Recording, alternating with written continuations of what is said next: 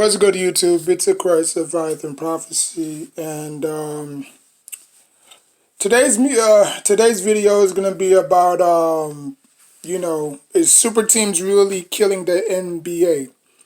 Now, um, you have to answer yourself. You have to answer yourself this question: what do you view a super team? Like what do you view? What do you view a super team as?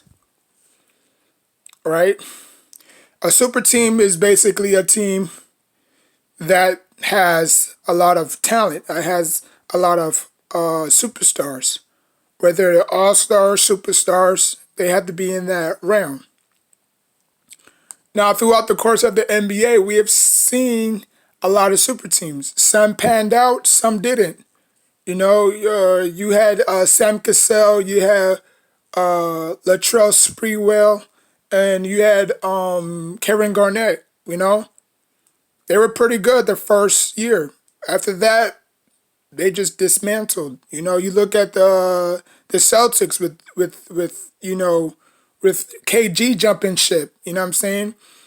You added a Ray Allen plus a Paul Pierce that was already there.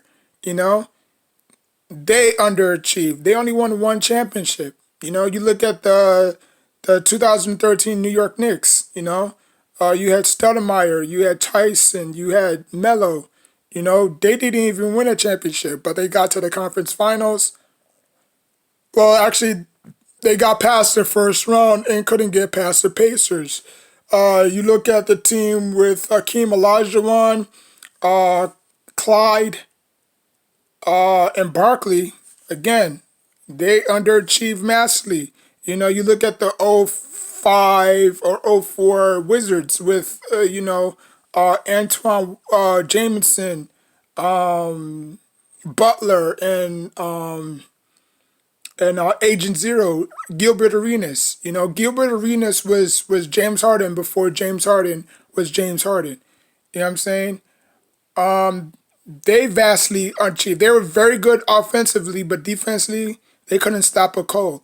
You know what I'm saying? So, and then obviously you have the Heat. You have the 2014 Heat, with Bosh and Wade and LeBron, 4 trips to the finals, but obviously they only won twice. They beat a Baby Thunder team and they beat a Mavericks team, which they had no business losing to, but they did. And they tied the series against the Spurs. They beat the Spurs, and then obviously the Spurs came back and beat them. So they underachieved. You look at the OKC with Melo, Westbrook, and Paul George. You just look at so many different super teams that have succeeded or either failed in their lifetime. Now, obviously, is it a failure if they win a championship, or is it a failure if they fell short to win a championship? Like there's a difference. Like the Miami Heat, they at least won 2 championships. Now, if they made it all 4 of those trips and didn't win not one single championship, like can you imagine KD winning a championship at 21 or 23? Can you imagine Russell Westbrook, James Harden winning a championship that young? No, So at least they would have probably won one championship. Like they could have gone 1-4. They could have lost to the Spurs twice. They could have lost to the Mavericks. Actually, not 4. They would have won 3 out of 1, or 1 out of 3, I should say. So that could have easily be disastrous. But obviously, it turned out they only won 2 championships. LeBron James obviously went back to Cleveland to keep his promise to deliver a championship to Cleveland. And like the Cleveland Cavaliers, you could tell. Obviously, can you really tell if that was a super team? You know, you had Kevin Love, you had LeBron James, Kyrie Irving. They didn't play their first go around because obviously both of them got hurt. So it was their second go around that they came in their 2016. And then obviously, the Warriors were up 3-1, and we all know how that, panned out, people might say the Warriors choked, or, Kevin Durant went out with an injury. He came back and then he re-injured it again. So, I mean, it is what it is, Sports, without injuries, sports wouldn't be what it is. Like, people have this notion that, sports is invincible. Sports has no immortality. Like you can never be injured in sport. It don't matter what sport you're doing. You can never be injured. But we always factor the what if. What if, Derrick Rose never got hurt, this and that. Then he would have still been with the Bulls. So but to me, like I said, man, I think super teams are just hurting. They're hurting the NBA. You know, like if you want to go back 10 years, 2009 through 2010, I think those were the best years of the NBA because the landscape, the playing field was equal. You know what I'm saying? Like you had at least 2 to 1 stars on each team. You didn't have all these, you know, souped up teams that everybody wants to be playing now. Like it makes the competition not fun, you know? Like that's the only thing I praise about the NFL. The NFL don't go out and make super teams. They make their teams better, you know? Cause like can you imagine Drew Brees and Aaron Rodgers on the same team? Like how would that work out? You know, like how many touches will Aaron Rodgers have? How many touches will, Drew Brees have if they were on the same team, you know? So, I mean, like, you can have 2 dominant receivers. You can have 2 dominant, running backs. You can have 2 dominant pass rushers. You can have 2 dominant of everything on each team, but you just can't have it all together. And we've seen that from the Eagles when they formed their dream team back in 2000 and, I believe, 13. Like they took every good player from each team, you know what I'm saying? And then obviously they try to, you know, apply it to, like they try to make a super team, like they say like, shoot, if the NBA can do it, we can do it, you know? And look how that turned out, you know? They wind up winning their first, they wind up winning week 1, you know what I'm saying? But they lost like 6 straight, and then obviously I think they lost like 8 straight, and then at the end of the season they finished strong, winning 4 straight. So they wind up losing. They wind up being 8-8. You know what I'm saying? But they finished third in their division though, because I believe at the time they swept the Giants. I think they swept the Washington Redskins at the time, and they tied against the Cowboys. So I think their record, a division record, was 4-2, something like that. But like I said, man, super teams don't work in sports. They just don't, you know. And I just hope that we'll never relive that moment again. You know what I'm saying? Because I like a fair competition. I really do. You know, like if if the Nets wind up, in the playoffs, which is not even an if, they will make the playoffs. But if they wind up mollywopping, force sweeping everybody, then the fix is in. A lot of people's gonna be saying the fix is in. Like, oh my God, you telling me that the Bucks can't give the Nets a run for their money. You talking about Philly, like they can't give the Nets a run for their money. Even the Knicks, wind up winning. Like the Knicks can win 1 game. Like imagine each team winning 1 game against the Nets, and then after that they just, win 4 straight, win 4 straight, win 4 straight, get to the finals, and whoever they face, whether it's the Clippers or it's obviously going to be, like it's obviously going to be either the Clippers or the Lakers going into the finals. I have the Clippers winning it all. I have the Clippers winning the NBA title after the Rondo move. You know what I'm saying? Because I just think that Rondo has that second gear when it comes to, getting everybody together. And I think that's what they lacked, last year in the bubble and, and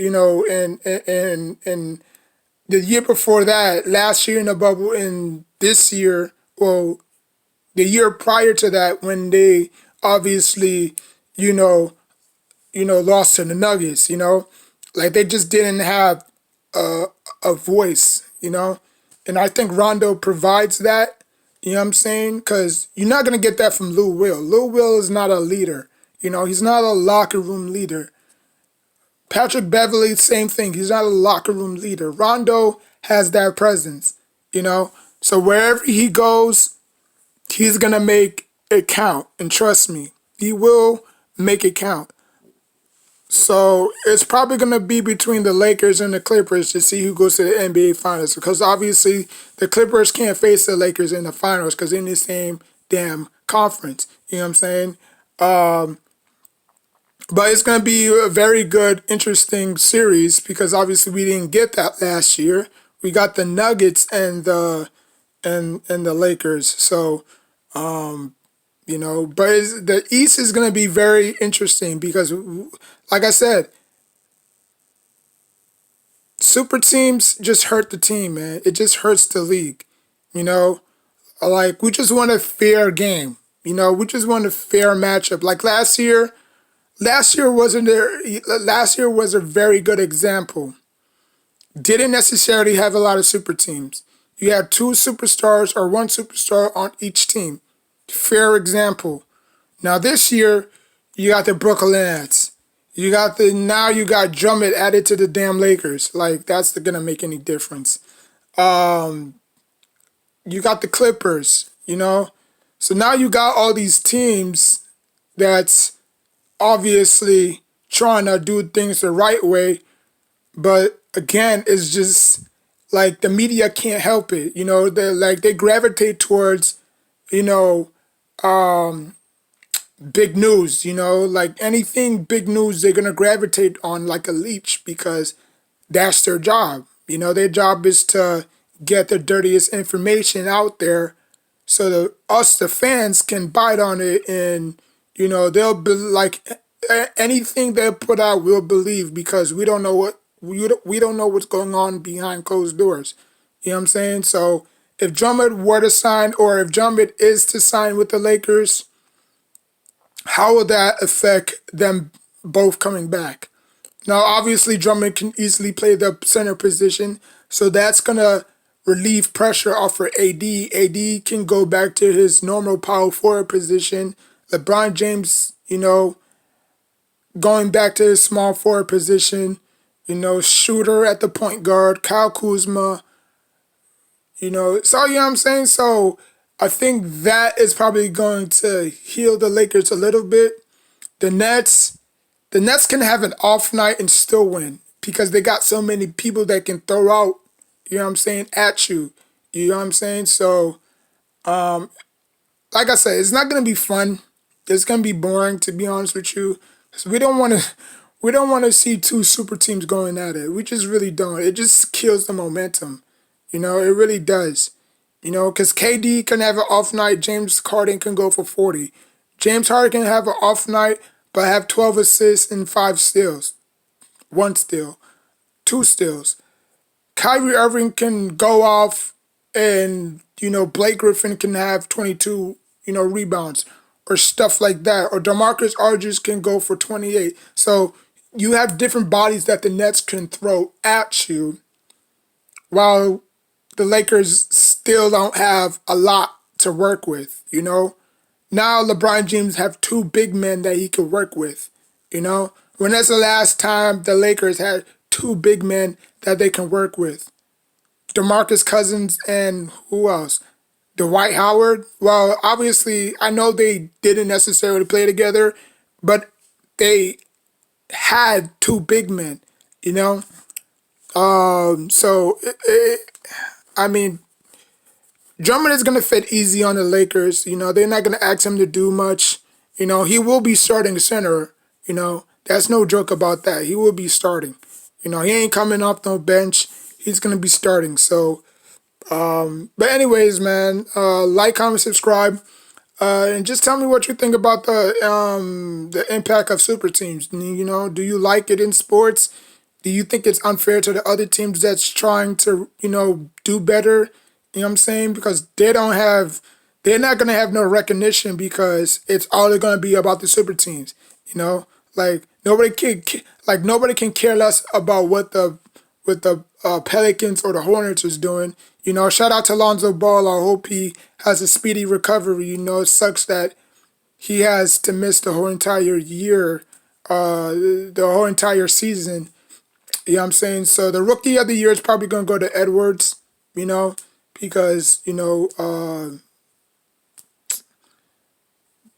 Wiseman missed a lot of games. So I don't think they're going to give it to Wiseman. So Edwards is probably going to win Rookie of the Year because he's been the most consistent and he can stay,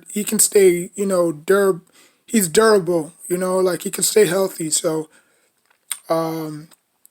I mean, it's crazy. Like, you would never think that a rookie would miss the whole entire season. That's crazy. Like, I've never seen a rookie miss his whole entire season. Now, I know Embiid missed a lot of games his rookie year. Blake missed a lot of games his rookie year. But for the season, that's crazy. That's crazy. So, just shout out to Lonzo Ball for a speedy recovery. And, like I said, man, it hurts, like for my Knicks, like we're doing pretty good.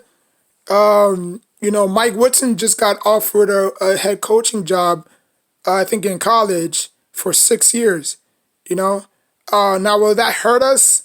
Yes, because he's a defensive guru, you know what I'm saying? Like, we were actually third or fourth in defensive efficiency when he was our head coach, you know what I'm saying? So, you take that out of the equation, now what?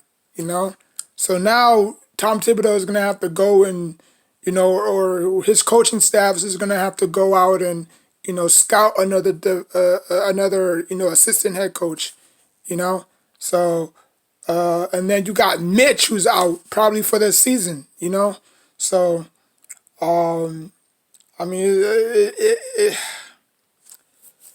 like I said, man, I think, I just think that is hurting the league, and you see why a lot of people getting injured, Now, I'm not saying that super teams make bad. I'm not saying that super teams make players injured prone, but I'm just saying, like, when you trying to compete and you have two teams that's like loaded. Well, I'm not saying that the Lakers are loaded, but between the Nets, the Clippers, the Lakers, if you want to throw them in there. You know what I'm saying? Like, you got Luka and KP missing a lot of games. You know what I'm saying? Derrick Rose just came back from his injury. So you're just going to have a lot of, pieces moving around, A lot of players getting injured, So, I mean, but we'll see, though. We'll see. A lot of, I mean, I just think that is bad, and it should never happen. They should just go back to the old format of just two superstars per team. Two superstars per team is not really that bad. I could deal with two superstars, but 3, 4, 5, like, come on, man. Like, the only 3 players on the Nets that should be considered superstars is KD, James Harden, and Kyrie.